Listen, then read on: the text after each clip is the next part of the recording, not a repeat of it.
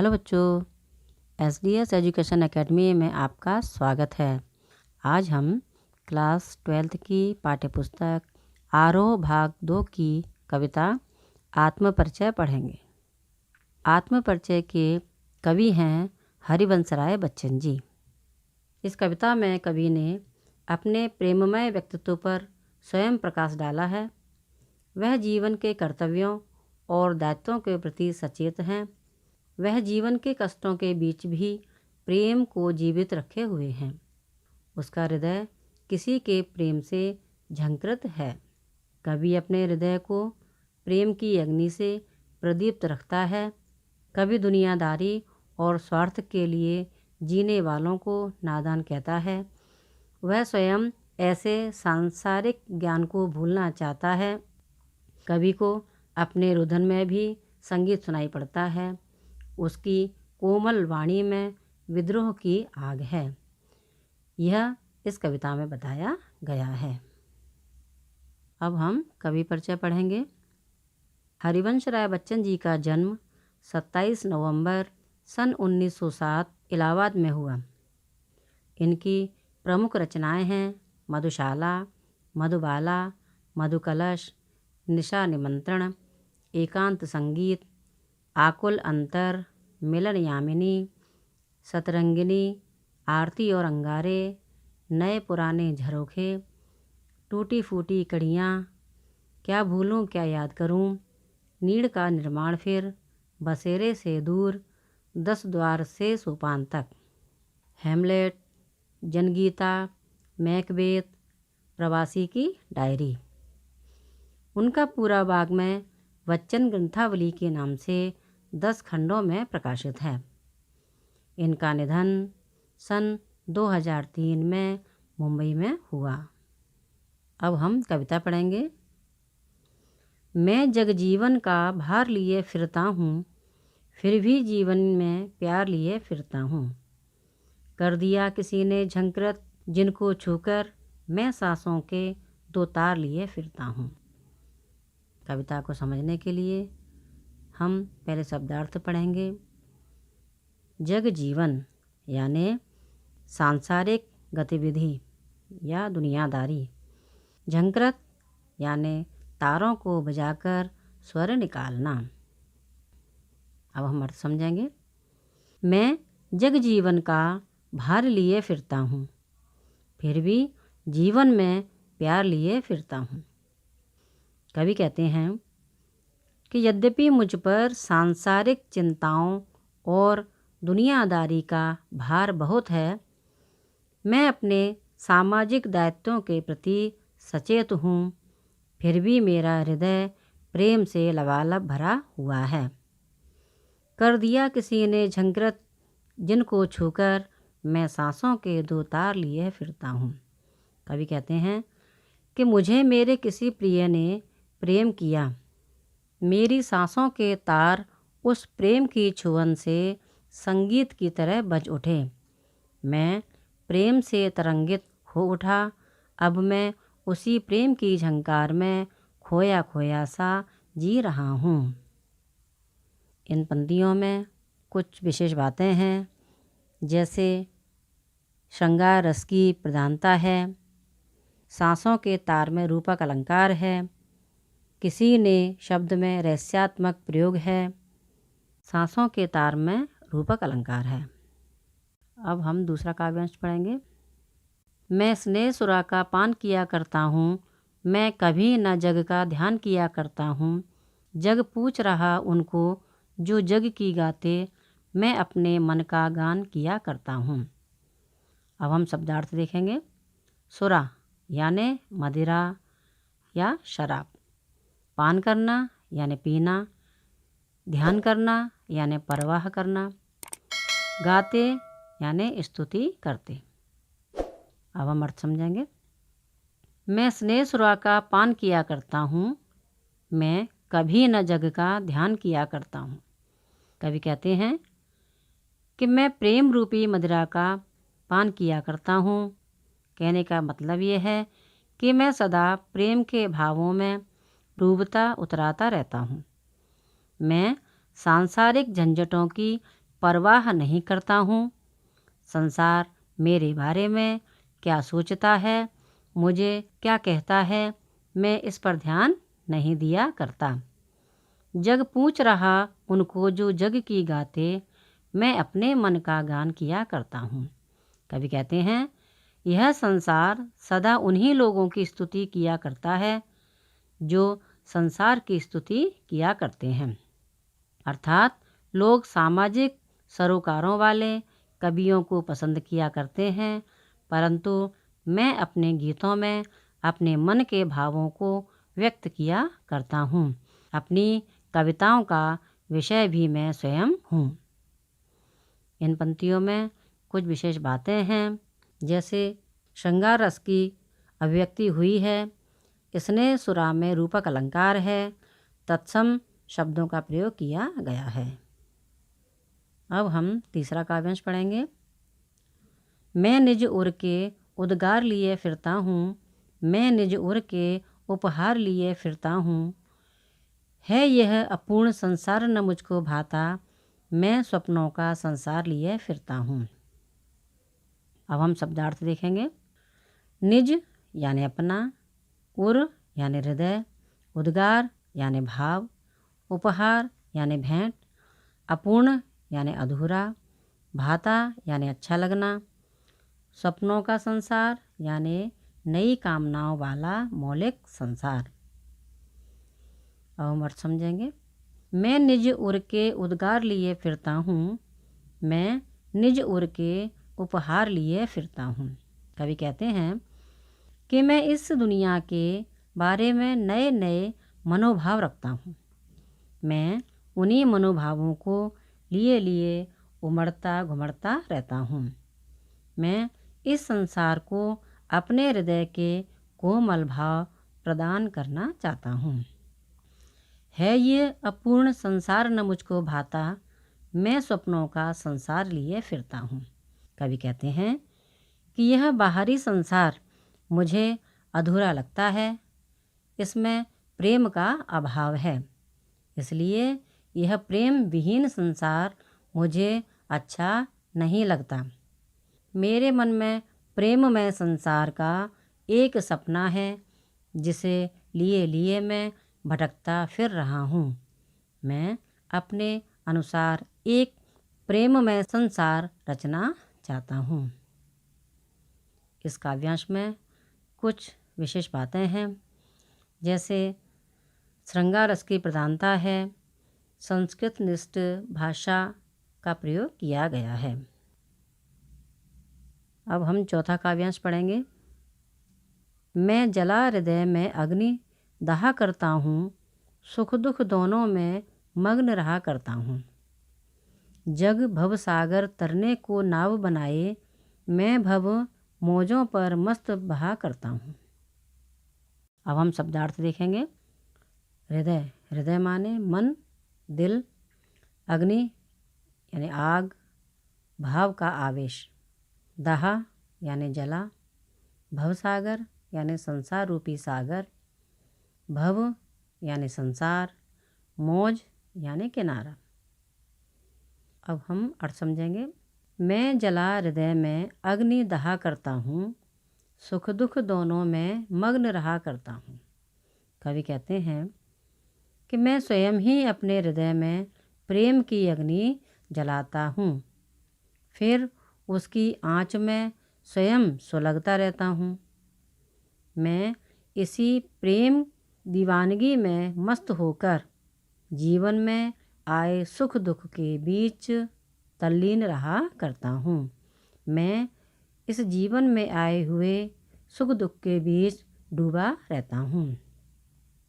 जग भवसागर तरने को नाव बनाए, मैं भव मौजों पर मस्त बहा करता हूँ। कवि कहते हैं, यह संसार विपदाओं के सागर के समान है, परंतु मैं प्रेम रूपी नाव के सहारे उन विपदाओं को पार कर लेता हूँ। इस प्रकार मैं संसार सागर के किनारे लग जाता हूँ और अपने प्रेम की मस्ती और उमंग में जिया करता हूँ। इन पंक्तियों में कुछ विशेष बातें हैं, भव सागर में रूपक अलंकार है, भव मौज में रूपक अलंकार है, सुख दुख में अनुप्रास अलंकार का प्रयोग किया गया है। 5वां काव्यांश पढ़ेंगे। मैं यौवन का उन्माद लिए फिरता हूँ, उन्मादों में अवसाद लिए फिरता हूँ। जो मुझको बाहर हंसा रुलाती भीतर, मैं हाय किसी की याद लिए फिरता हूँ। शब्दार्थ पर ध्यान देंगे। यौवन, यौवन माने युवावस्था या जवानी। उन्माद यानी पागलपन। अवसाद यानी निराशा, दुख या विषाद। अर्थ समझेंगे। मैं यौवन का उन्माद लिए फिरता हूँ, उन्मादों में अवसाद लिए फिरता हूँ। कवि कहते हैं कि मेरे मन में जवानी का पागलपन सवार रहता है। मैं अपनी प्रेमिका से मिलने के लिए बेचैन रहता हूँ। मैं दीवानों की तरह जीता हूँ। मेरी दीवानगी मुझे कदम कदम पर निराशा से भर देती है। जो मुझको बाहर हंसा रुलाती भीतर, मैं हाय किसी की याद लिए फिरता हूँ। कवि कहते हैं मैं वियोग के कारण सदा कसमसाता रहता हूँ। मेरे मन में अपनी प्रियतमा की ऐसी याद समाई हुई है जिसे याद करके मैं मन ही मन रोता रहता हूँ, परंतु दुनिया के सामने दिखने को मैं हंसता रहता हूँ। दुनिया को मैं हंसता हुआ प्रतीत दिखाई देता हूँ। मेरे अंदर जितना भी दुख है उसको मैं छुपा करके संसार को हमेशा हंसता हुआ चेहरा ही दिखाता रहता हूँ। इस काव्यांश में कुछ विशेष बातें हैं कि श्रृंगार रस के वियोग पक्ष की अभिव्यक्ति का वर्णन किया गया है। भाषा का प्रभाव सरल और सहज है। संस्कृत निष्ठ शब्दों का सरल और सरस प्रयोग किया गया है। अब हम 6वां काव्यांश पढ़ेंगे। कर यत्न मिटे सब सत्य किसी ने जाना, नादान वही है हाय जहाँ पर दाना। फिर गुण न क्या जग जो इस पर भी सीखे, मैं सीख रहा हूँ सीखा ज्ञान भुलाना। शब्दार्थ पर ध्यान देंगे। यत्न यानी प्रयत्न, कोशिश। नादान यानी भोला या नासमझ। दाना यानी लाभ या लोभ, भोग की सामग्री। मूढ़ यानी मूर्ख। अब हम अर्थ समझेंगे। कर यत्न मिटे सब सत्य किसी ने जाना, नादान वही है हाय जहाँ पर दाना। कवि कहते हैं कि इस संसार में सब लोगों ने मिलकर खूब प्रयत्न किया। सबने सत्य को जानने की कोशिश की, लेकिन जीवन सत्य को कोई जान नहीं पाया।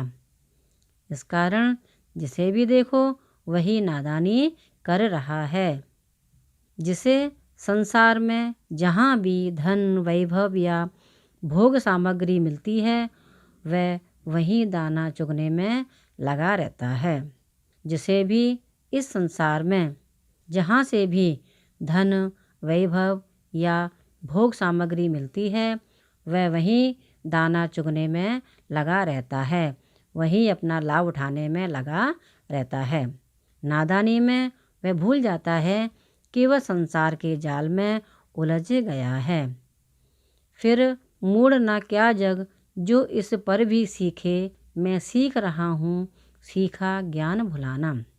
कवि कहते हैं कि इतनी नादानी करने पर भी क्या मैं उस संसार को मूर्ख ना कहूँ जो जानबूझकर सांसारिक लाभ और लोभ के चक्कर में उलझता जा रहा है। मैं तो इस नादानी को समझ गया हूँ, इसलिए मैं सांसारिकता का पाठ सीखने की बजाय उसे भूलने में लगा हुआ हूँ। इस काव्यांश में कुछ विशेष बातें हैं, जैसे प्रश्न शैली के कारण काव्य में सौंदर्य आ गया है। भाषा सरल और सहज है। कर यत्न मिटे सब सत्य किसी ने जाना, मैं अनुप्रास अलंकार है। अब हम 7वां काव्यांश पढ़ेंगे। मैं और जग और कहाँ का नाता। मैं बना बना कितने जग रोज मिटाता। जग जिस पृथ्वी पर जोड़ा करता वैभव, मैं प्रतिपग से उस पृथ्वी को ठुकराता। शब्दार्थ देखेंगे। नाता यानी संबंध, वैभव यानी सुख समृद्धि, प्रतिपग यानी हर कदम। अब हम अर्थ समझेंगे। मैं और जग और कहाँ का नाता, मैं बना बना कितने जग रोज मिटाता। कवि कहते हैं, मैं दुनियादारी से भिन्न भावना में कवि हूँ। मैं दुनियादारी से अलग भावना युक्त कवि हूँ। संसार की चाल बिल्कुल अलग है। संसारी लोग दुनियादारी निभाने में लगे हुए हैं, मैं भावना को महत्व देता हूँ। अतः मेरा इस संसार से कोई मेल नहीं है। मैं रोज रोज न जाने कितने नए संसार रचता हूँ और पूरी तरह संतुष्ट न होने के कारण उसे नष्ट भी कर डालता हूँ। कहने का अर्थ यह है कि मैं रोज एक आदर्श समाज की कल्पना करता हूँ, परंतु उस कल्पना को साकार न होते देखकर उसे मिटा भी डालता हूँ। जग जिस पृथ्वी पर जोड़ा करता वैभव, मैं प्रतिपग से उस पृथ्वी को ठुकरा। कवि कहते हैं कि यह संसार जिस धन वैभव को इकट्ठा करने में लगा हुआ है, यह संसार जिस धन संपदा को इकट्ठा करने में लगा हुआ है, मैं उसे पूरी तरह ठुकरा देता हूँ। मुझे सुख, वैभव और धन समृद्धि की कोई चाह नहीं है। मुझे सुख समृद्धि की कोई इच्छा नहीं है। इस काव्यांश में कुछ विशेष बातें हैं, जैसे जग जिस पृथ्वी पर जोड़ा करता वैभव में विशेषण विपर्यय है। कहाँ का नाता में प्रश्न अलंकार है। कहाँ का जग जिस पृथ्वी का प्रतिपग में अनुप्रास अलंकार है। बना बना में पुनरुक्ति प्रकाश अलंकार है और शब्द की आवृत्ति में यमक अलंकार है। भाषा अत्यंत सरल और प्रभावपूर्ण है। अब हम 8वां काव्यांश पढ़ेंगे। मैं निज रोदन में राग लिए फिरता हूँ, शीतल वाणी में आग लिए फिरता हूँ। हो जिस पर भूपों के प्रासाद निछावर, मैं वह खंडर का भाग लिए फिरता हूँ। शब्दार्थ पर ध्यान देंगे। रोदन यानी रोना, रुदन। राग यानी प्रेम, आग यानी जोश आवेश, भूप यानी राजा, प्रासाद यानी महल, निछावर यानी कुर्बान, खंडहर यानी टूटा हुआ भवन। अर्थ समझेंगे। मैं निज रोदन में राग लिए फिरता हूँ, शीतलवाणी में आग लिए फिरता हूँ। कवि कहते हैं कि मेरे रुदन में भी प्रेम छलकता है। मैं अपने गीतों में प्रेम के आंसू रोता हूँ। मेरी वाणी यद्यपि कोमल और शीतल है, फिर भी उसमें प्रेम की तीव्र लालसा है, ऊर्जा है, ऊष्मा है। मेरा जीवन यद्यपि प्रेम की निराशा के कारण खंडहर सा है, फिर भी उसमें गहरा आकर्षण है। हों जिस पर भूपों के प्रासाद निछावर, मैं वह खंडहर का भाग लिए फिरता हूँ। कवि कहते हैं कि प्रेम पर तो बड़े बड़े राजा अपने महल तक न्यौछावर कर देते हैं, फिर मैं उसी मूल्यवान प्रेम को मन में बसाए हुए हूँ। इस काव्यांश में कुछ विशेष बातें हैं। श्रृंगार रस का प्रयोग किया गया है। संस्कृत निष्ठ भाषा का प्रयोग सरलता के साथ किया गया है। भाषा का प्रभाव सहज और संगीतात्मक है। 9वां काव्यांश पढ़ेंगे। मैं रोया इसको तुम कहते हो गाना, मैं फूट पड़ा तुम कहते हो छंद बनाना। क्यों कवि कहकर संसार मुझे अपनाए, मैं दुनिया का हूँ एक नया दीवाना। शब्दार्थ पर ध्यान देंगे। फूट पड़ा यानी बहुत आवेग से रोना, दीवाना यानी पागल या मस्तमौला। अब और समझेंगे। मैं रोया इसको तुम कहते हो गाना, मैं फूट पड़ा तुम कहते छंद बनाना। कवि कहते हैं जिन्हें तुम मेरे गाने कहते हो वे वास्तव में मेरे हृदय का रुदन है, मेरा चित्कार है। वह रुदन प्रेम की निराशा के परिणाम स्वरूप प्रकट हुआ है। जब मैं प्रेम के आवेग से भरकर पूरे उन्माद से शब्दों में फूट पड़ता हूँ तो तुम उसे नए छंद की संज्ञा देते हो। वास्तव में मेरे छंदों में मेरा दुख फूटा है। क्यों कभी कहकर संसार मुझे अपनाए, मैं दुनिया का हूँ एक नया दीवाना। कवि कहते हैं कि दुनिया मुझे कवि के रूप में व्यर्थ ही सम्मान देती है। वास्तव में तो मैं कवि नहीं बल्कि प्रेम दीवाना हूँ। मेरा हृदय प्रेम की मस्ती से भरा हुआ है। इस काव्यांश में कुछ विशेष बातें हैं, जैसे श्रृंगार रस की अभिव्यक्ति हुई है। मैं और तुम में संबोधन शैली का प्रयोग किया गया है। क्यों कवि कहकर पंक्ति में अनुप्रास अलंकार है। अब हम 10वां काव्यांश पढ़ेंगे। मैं दीवानों का वेश लिए फिरता हूँ, मैं मादकता निःशेष लिए फिरता हूँ। जिसको सुनकर जग झूम झुके लहराए, मैं मस्ती का संदेश लिए फिरता हूँ। शब्दार्थ पर ध्यान देंगे। मादकता यानी मस्ती, नशा। निःशेष यानी पूर्ण या संपूर्ण।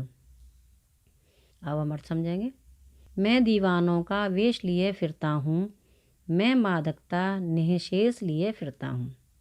कवि कहते हैं कि मैं संसार में प्रेम दीवानों की तरह विचरण करता हूँ, चलता फिरता रहता हूँ। जहाँ भी जाता हूँ अपनी दीवानगी से वातावरण को मस्त बना देता हूँ। मेरे काव्य में प्रेम की संपूर्ण मस्ती छाई रहती है। मैं प्रेम और यौवन के गीत गाता रहता हूँ। जिसको सुनकर जग झूम झुके लहराए, मैं मस्ती का संदेश लिए फिरता हूँ। कवि कहते हैं कि मेरे गीतों में ऐसी मस्ती है जिसे सुनकर लोग झूम उठते हैं, प्रेम में झुक जाते हैं और आनंद में लहराने लगते हैं। मैं सबको इसी प्रेम की मस्ती में झूमने, झुकने और लहराने का संदेश दिया करता हूँ। इस काव्यांश में कुछ विशेष बातें हैं। श्रृंगार रस की अभिव्यक्ति हुई है। भाषा का प्रवाह सहज और संगीतात्मक है। झूम झुके में अनुप्रास अलंकार का प्रयोग किया गया है। अगर आपको ये वीडियो अच्छी लगी हो तो इस वीडियो को लाइक करें और मेरी आगे आने वाली वीडियो को देखने के लिए चैनल को सब्सक्राइब करें। तो मिलते हैं अगली वीडियो में। धन्यवाद।